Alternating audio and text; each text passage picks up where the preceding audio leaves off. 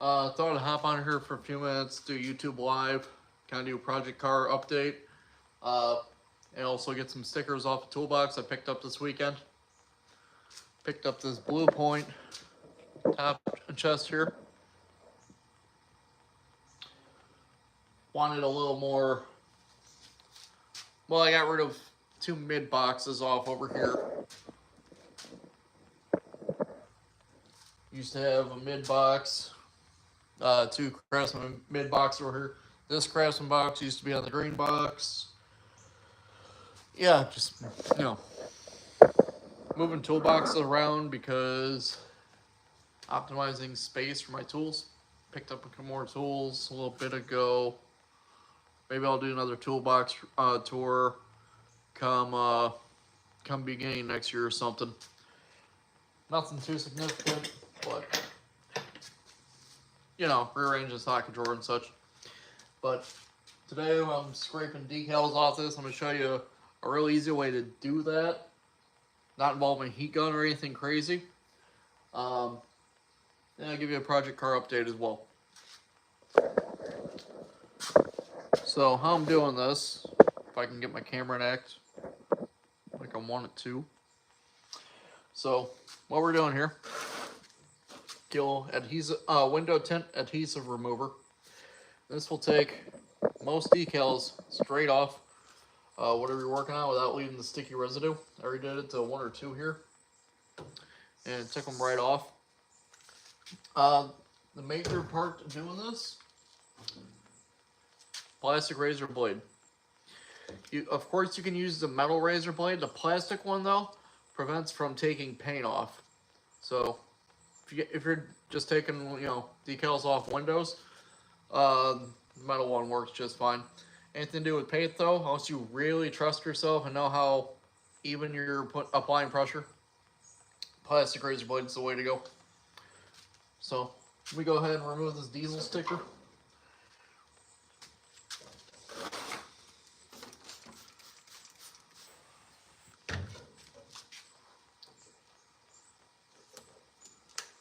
And like I said, it just comes straight off of that adhesive remover.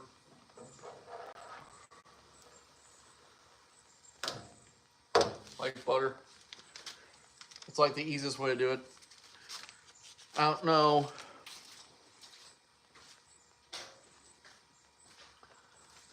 I don't know if the adhesive remover like bites into the decal itself, but it usually gets it pretty well. Probably gonna leave the Mopar sticker. We'll get the Ford sticker off though, since you know I'm not the biggest Ford guy. So I mean, Fords are cool, it's not my thing. I'm Chevy and primarily Chevrolet and Mopar. Whatever, to each his own. We're gonna go ahead and take off this Ford decal. Like I said, just spritz it on there. Sometimes you can let it soak, sometimes you can just get into it. Yeah, this one's been on here about a while. Oh, that one I might have to let cook for a sec.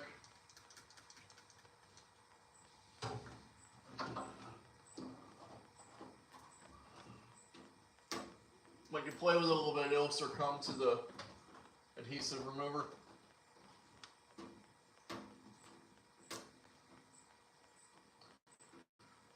Yeah, this one isn't really playing nice,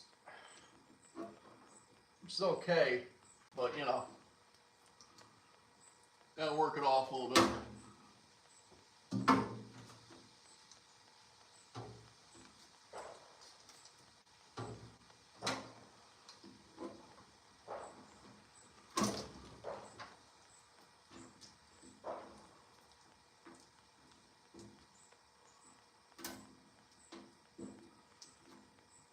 You know, anytime I touch something that says Ford, it pretty much does this.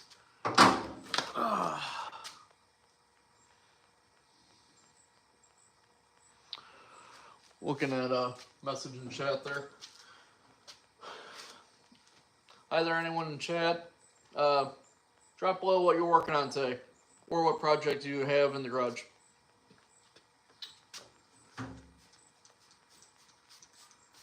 Just doing this a little bit before I go to work today.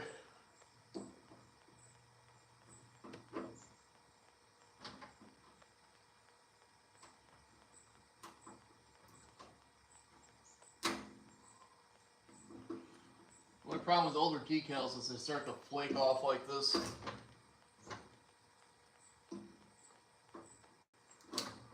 Probably should have just left this one alone, but I shook them off. Good example might be this Articat one.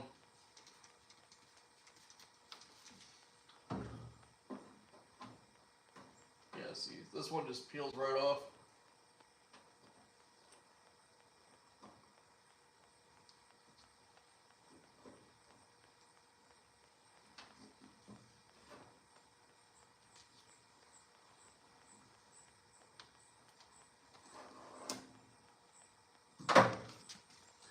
So that's how it's usually supposed to happen.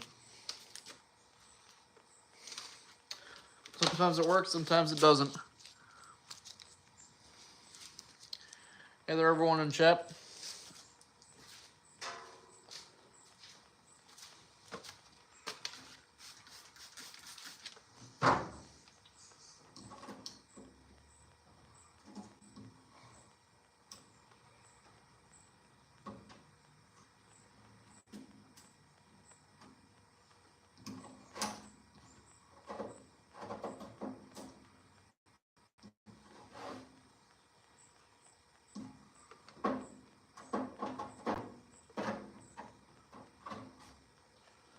And the only pain in the butt about some of these is I'll have to go through and hit with some polishing compound to get the tan lines out.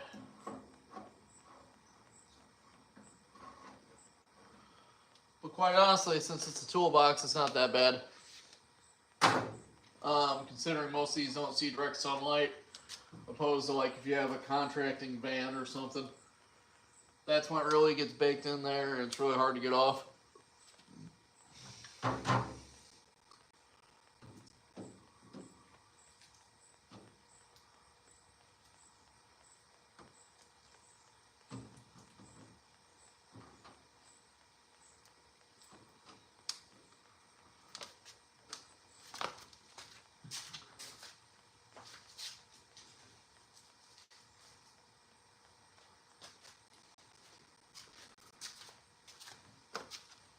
What's nice about this stuff is there was a previous sticker up here, and this will take that right off.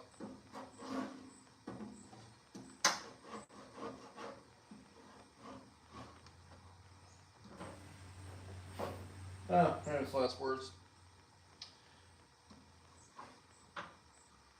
We'll usually just take it straight off.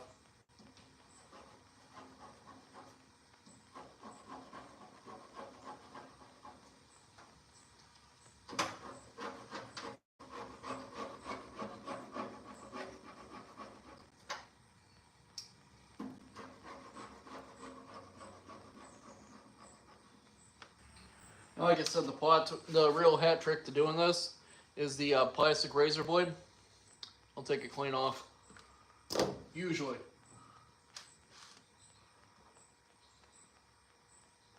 If you're dealing with glass, you can get away with the metal razor blade.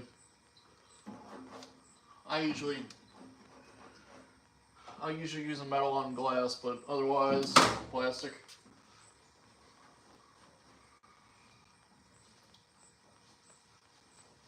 Chances are, if you're taking decals off like this, you care about the paint enough to, you know, not scar it up too bad. Otherwise, you wouldn't take the stickers off at all. Let's try back on this Ford decal.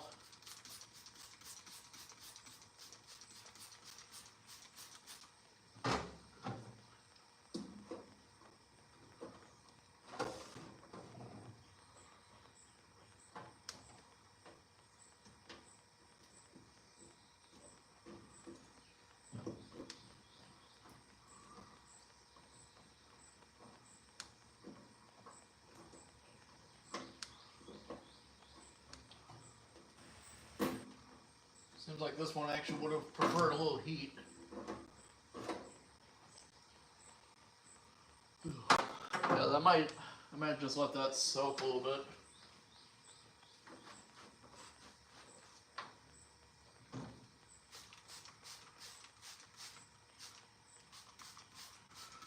I'll take this Matco one off.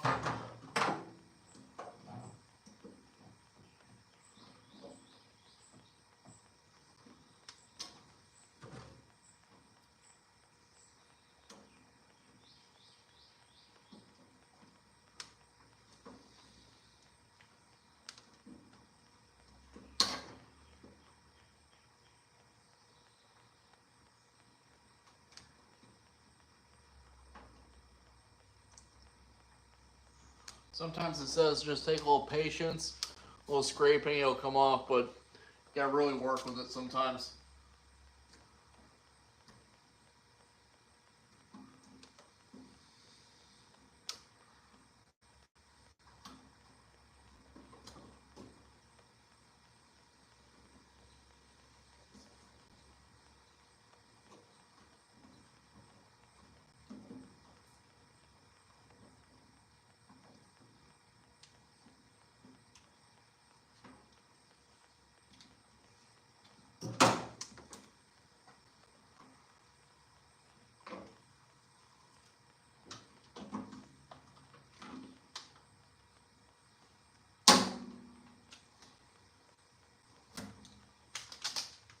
Just like that, that one just came off.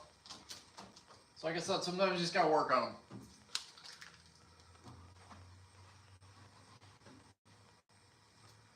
Forward one, I'll let soak. But that looks a lot better than how we started here. Worst case, if you got a really stubborn one, you can always get a 3M eraser wheel and a drill and just let it eat off that way. I've only done that one time before. I was on glass, so I can't speak how well it works on paint, but I've seen enough guys use it on paint. So, maybe something to try too.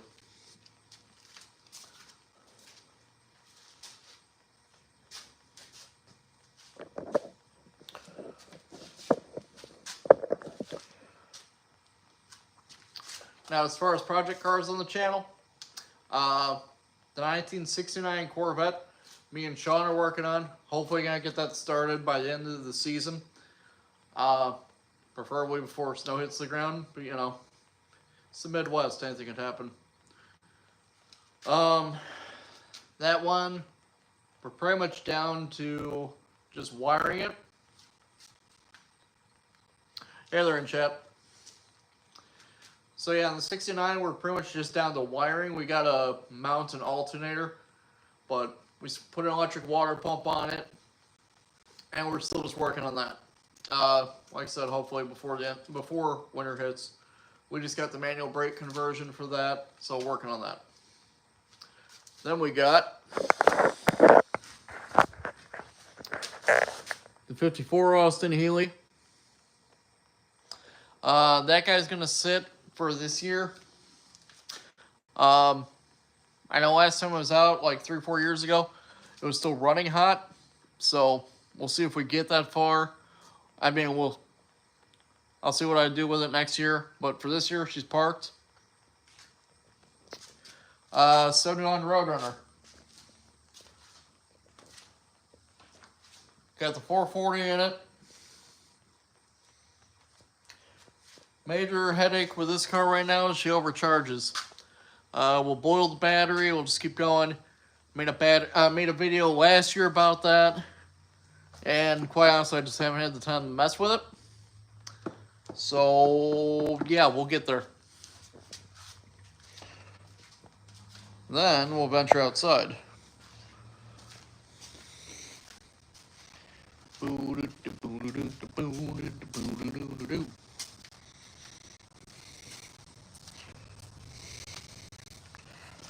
Venture outside here, and we see the 53 Austin Healey still sitting here. Covered from the elements, sorta. I was working on it. Then I had to go to work one day, and I just haven't gotten back on it. This one is also, I just gotta start wiring and stuff. But that's probably the biggest project on the channel. This is bigger than the Corvette project. So, you know. Projects take time, life gets in the way. I'll get to it. That car will run. I think what's a bigger pain in the butt on that car, more than wiring, is brakes, because 53 British car, the brake conversion I have isn't exactly what I like for how big the brakes are and all that, so trying to figure out a different conversion, but we'll get there.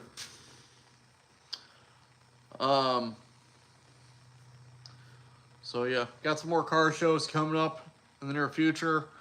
I'll be filming, posting on the channel, probably some more repairs that I'll be posting.